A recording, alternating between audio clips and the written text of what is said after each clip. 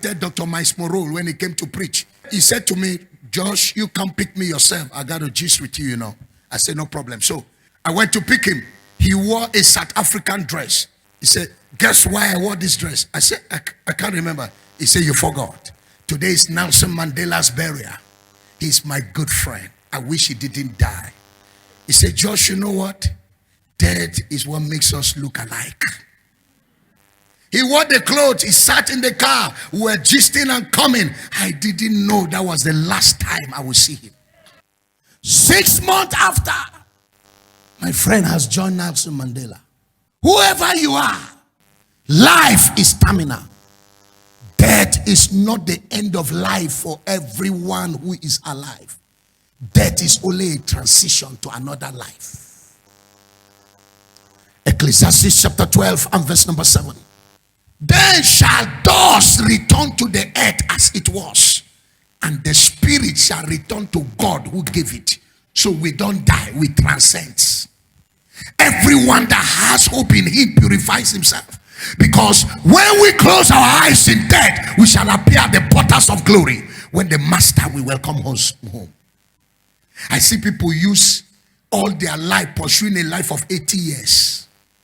I ask you, what have you been doing to pursue the life that you will live forever and ever and ever and ever and ever and ever and ever and ever? How prepared are you for that life? When people offend you, you boast. May God punish me if I don't deal with you.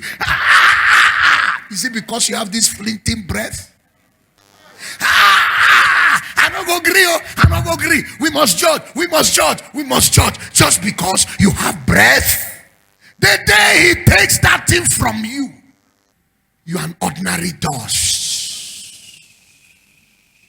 Sir, beyond death, life continues, either in heaven or in hell. I know that we preach prosperity. It's in the Bible. We preach healing. It's in the Bible. Yes, we do miracles. It's in the Bible. But Jesus is coming back again. It's also in the Bible. The Bible said, and many of them that sleep in the dust of the earth shall awake, some to everlasting life and some to shame and everlasting contempt. Give me another translation. It said, many of those bodies lie dead and buried will rise up, some to everlasting life and some to shame and everlasting disgrace. Can I talk to you, sir? The disgrace that awaits you was the kind of decision you made when you were here on earth. Psalm chapter 9 verse 17. Revelation chapter 21 verse 27.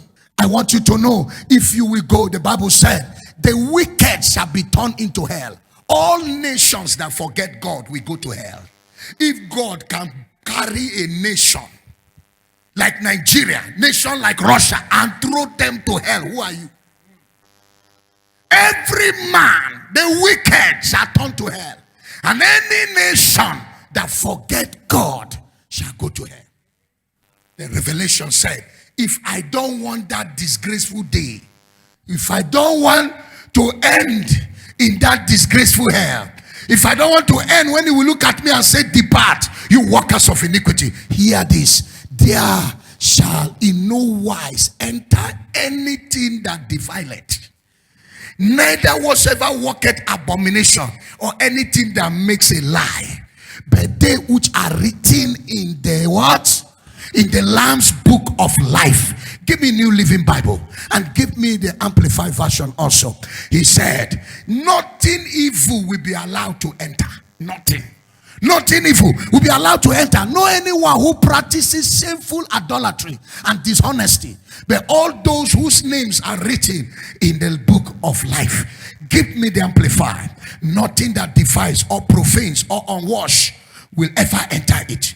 Nor anyone who commit abomination, unclean, is detestable, morally repugnant things, or practices falsehood, but only those whose names are recorded in the Lamb's book of life. Give me Message translation and then I progress from there. Nothing dirty, nothing defile will get into the city.